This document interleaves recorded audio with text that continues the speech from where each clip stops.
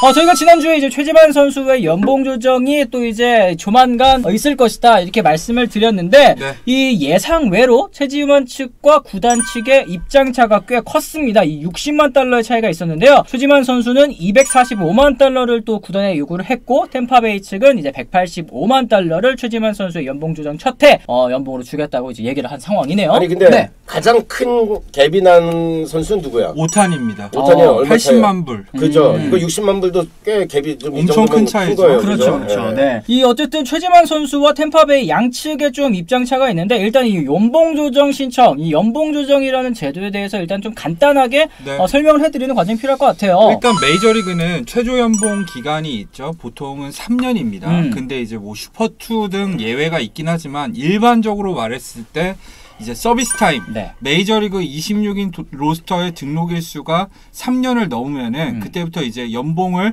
구단과 이제 조정을 할 수가 있는 거죠. 4년차 접어드는 순간부터 그렇죠. 이제 조정을 할 수 있는 게 됩니다. 그래서 이제 최지만 선수가 사실은 그동안 3년 동안 메이저리그 3년 동안은 최저 연봉에서 뭐 조금 더 받고 뭐 요 정도였다가 이제 제대로 한번 이 연봉이라는 것을 자기가 주장할 수 있는 그런 시점이 됐는데 이 구단 측이랑 좀 입장차가 컸었던 것 같습니다. 자신의 SNS에 입을 삐죽이는 이제 움짤이라고 하죠. 이 움짤 업로드와 함께 이제 피노키오 이모티콘을 또 업로드를 했습니다. 이거 약간 구단 측이 최지만 선수에게 무슨 얘기를 했는데 이게 까놓고 보니까 예전에 했던 얘기랑 또 달라졌다. 왜 너네 말이 달라져? 너 거짓말해? 뭐 이런 식으로 또 해석할 수 있는 그런 내용인 것 같아요. 어떻습니까? 그렇죠. 그게 사실은 이제 메이저리그에서 이제 연봉 조정이라는 거는 우리나라랑은 좀 다르죠. 우리나라 같은 경우에는 뭐 예전부터 제도가 있었는데 사실 20번밖에 없었고, 그렇죠. 그리고 류지현 선수를 제외하면 모두 다 패했잖아요. 구단 측이 이겼죠. 근데 메이저리그에서 선수랑 구단 이 승률이 거의 6대4, 5대5 수준이기 때문에 이런 갈등들이 사실 많이 일어나는 편이긴 한데 SNS에 이렇게 좀 직접적으로 불만 표시한 거는 굉장히 오랜만에 봅니다. 그렇습니다.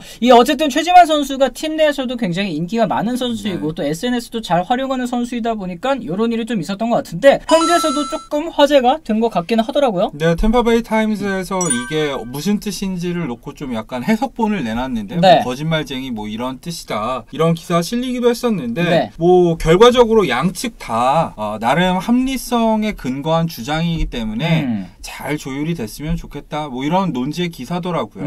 그렇습니다. 어쨌든 이 최지만 선수가 올 시즌 정규 시즌 성적은 사실 좋지 못했지만 이 연봉 조정 신청에서 고려하는 것들 사실 올 시즌 성적 이거 딱 하나만 놓고 보는 건 또 아니잖아요. 그렇죠. 커리어 전반적인 성적을 다 놓고 보고요. 그 다음에 뭐 꾸준함이라던가 부상이 있었는지 아니면 또 뭐 훈련 이탈이라던가 이런 정신적으로 문제가 있었는지 아니면 뭐 클럽하우스에서 리더십을 발휘했거나 선수들이랑 잘 지냈는지 또 뭐 구단 성적이 좋았는지 또 이제 구단에서 인기는 얼마나 많았는지 이런 여러 가지를 고려를 해야죠.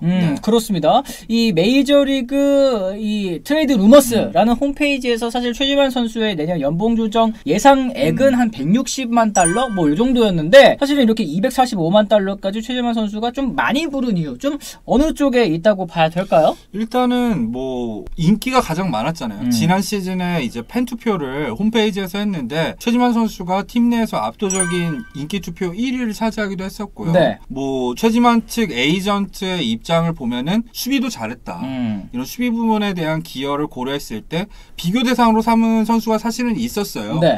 이 조시벨 선수랑 비교를 했는데요. 피츠버그 시절에 그때랑 비교를 했는데 조시벨은 타격은 잘했지만 수비나 주루가 안 좋았기 때문에 WAR이 1도 안 됐는데 이 정도를 받았다. 그러니까 최지만 선수는 그 이상으로 받아야 된다 이런 주장을 했었습니다. 그렇습니다. 연봉 조정 신청 이 자주 있는 일입니다. 이게 여태까지 메이저리그 역사에서 577건이나 나왔었고 뭐 아까 말씀드렸다시피 구단 측이 57%의 승리 그리고 선수 측이 43% 승리했을 만큼 뭐 양측이 좀 이렇게 팽팽한 그런 정도인 것 같아요. 그러니까 둘이 이제 중간에서 합의가 이루어지면은 조정 신청을 한 거니까 조정에서 양측에서 합의를 봐라. 합의가 되면은 이제 아는 게 최종 조정위원회까지 안 가는 거죠. 결렬이 되면은 구단의 손을 들어주건 선수의 손을 들어주건 하는데 둘 중 하나. 근데 뭐 아재 초반부에 보니까 이제 여러분들이 그 최지만이 이렇게 뭐 SNS에 한 걸 가지고 뭐 찍히는 거 아니냐 우려하는 그런 목소리인데 저는 그렇게 생각 안 해요.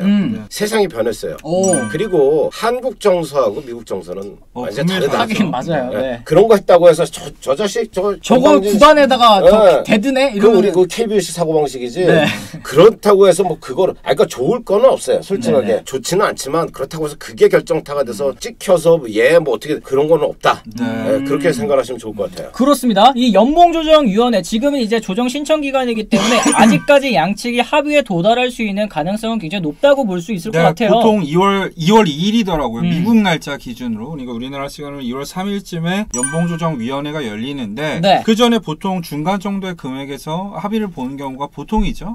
그렇습니다. 그렇게 따지면은 이제 한 30만 달러가 올라간 215만 달러, 뭐 205만 달러, 뭐 요 정도 사이에서 또 결정이 될 가능성도 좀 있을 것 같은데 불리한 건 없죠. 양측 다 근데 감정이 상할 겁니다. 아마 조금은. 뭐 그냥 적절히 합의하면 좋을 텐데 양쪽 중에서 한쪽 편만 드니까 반대쪽 편은 당연히 불만을 가질 수밖에 없겠죠. 그렇습니다. 아까 대감님 말씀하신 것처럼 이제 선수 쪽의 주장 혹은 이제 구단 쪽의 주장 둘 중에 한쪽 손만 들어주기 때문에 조정위원회까지 이제 합의를 이루지 못하고 가게 된다면 이제 내년 시즌 최재만 선수의 연봉이 245만 달러가 되거나 혹은 이제 185만 달러가 되는 그런 상황이 됐습니다. 근데 이제 저것도 생각을 해야 돼요. 사실 스케일이 다르기 때문에 우리나라는 돈 받는 규모가 차이가 많이 나죠. 그렇죠. 차이가 많이 나는데 그럼에도 불구하고 사실은 그 메이저리그 초창기 때는 노예계약이야. 사실은 맞아요. 아무리 잘해도 몇 년 차에서 줄 수 있는 제한이 있잖아요. 맞아요. 그것도 이상을 안 준단 말이에요. 게리 콜이 왜 피츠버그랑 이렇게 빠그러졌어요. 그 단돈 5만 달러가 그 차이야. 근데 어마어마한 성적을 냈어. 근데 얘 요거만 주면 돼. 5만 달러면 더 다오. 안 준 거야. 그래서 나 다시는 니네랑 내가 FA 되고 막 그래가지고 결국은 트레이드가 된 거죠. 휴스턴으로 이제 감정이 상해서 그렇게 됐는데 최지만 선수도 이제 본인의 결국 실력으로 보이는 것밖에 없어요. 뭐 어떤 결과 조정안이 돼서 중간에서 합의가 되든 아니면은 최소 185는 확보가 된 거잖아요. 한 거죠, 그렇죠. 확보가 된 거니까 이제부터가 진짜 정말 FA 한번 제대로 선수들의 특권이에요. 이거는 연봉 조정 신청 자격 얻는 거 그리고 이거는 이제 당연한 권리죠. 전 단계고 진짜 FA 돼가지고 자신의 가치를 인정받고 인정해주는 팀으로 가가지고 하는 게 그거기 때문에.